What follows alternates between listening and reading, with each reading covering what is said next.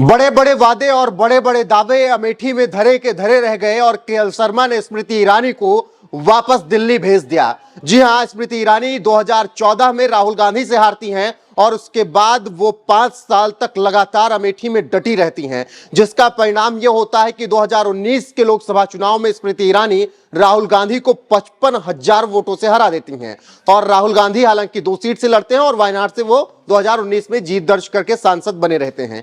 इस दौरान राहुल गांधी की सांसदी छिनती है, वापस लौटती है, सब कुछ होता है।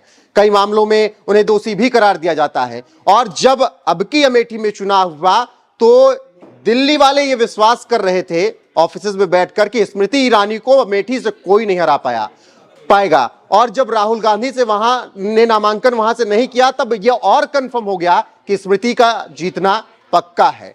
केएल शर्मा को लेकर तमाम बातें कही गई, लेकिन जब परिणाम आए तो केएल शर्मा ने वो कर दिखाया जिसकी उम्मीद बहुत लोगों को नहीं थी और बीजेपी वालों को तो कतई नहीं थी। ऐसे में स्मृति ईरानी लगभग 1,20,000 से ज्यादा वोटों से अमेठी से हार गई और उसके बाद उनका बड़ा बयान आया है। प्रधानमंत्री नरेंद्र मोदी को लेकर उन्होंने बड़ा बयान दिया है, अमेठी को लेकर बड़ा बयान दिया है। स्मृति ईरानी ने कहा है कि अमेठी की देवतुल्य जनता को मैं धन्यवाद कहती हूं। उन्होंने जो भी परिणाम ये आया है उसके लिए मैं तहे दिल से आभार व्यक्त करती हूं अमेठी की जनता के लिए। 5 साल के लिए मेरे ऊपर विश्वास करने के लिए अमेठी वासियों का धन्यवाद। इसके अलावा उन्होंने प्रधानमंत्री नरेंद्र मोदी को लेकर भी बयान दिया और कहा कि मोदी जी ने मुझ पर विश्वास करके अमेठी भेजा और यहां पर मैंने जनता के लिए काम किया, लेकिन जो जनादेश था हमारे पक्ष में नहीं आया, हम उसे स्वीकार करते हैं और मोदी जी का भी धन्यवाद व्यक्त करते हैं।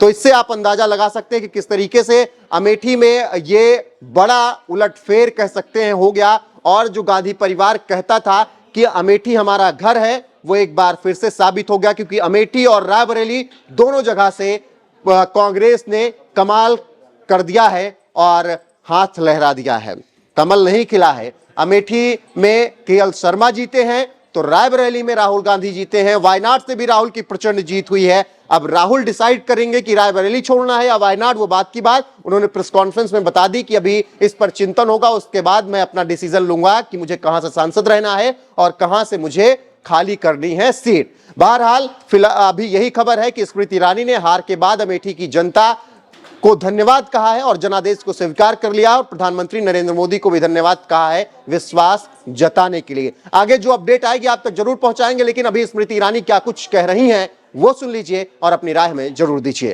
आज इस मंच पर भारतीय जनता पार्टी की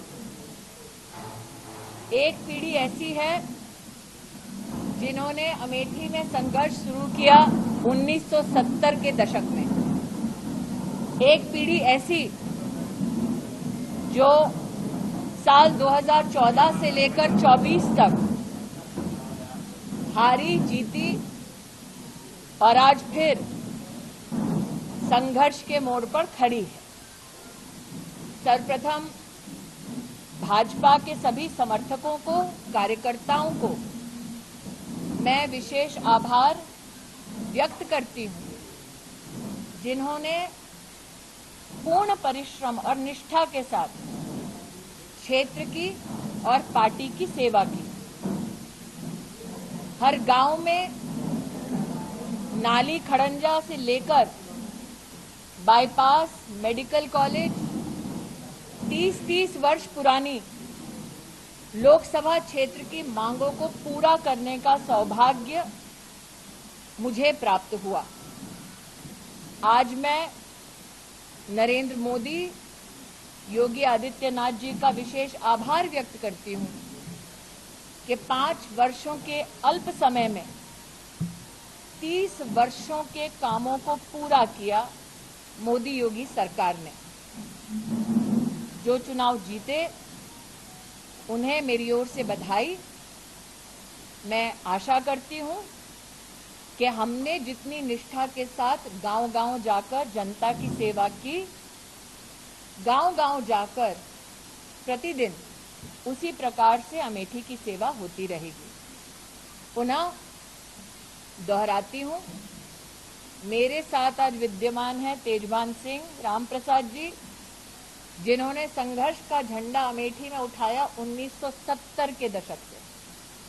आज हमारी पीढ़ी ऐसे हमारे वरिष्ठ कार्यकर्ताओं नेताओं के प्रति कृतज्ञता का भाव रखते हुए आभार वंदन करती है। संगठन को और सशक्त करेंगे और संगठन पथ पर, जैसे कि अटल जी कहा करते थे, क्या हार में क्या जीत में, किंचित नहीं भयभीत में, संघर्ष पथ पर जो मिले ये भी सही वो भी सही,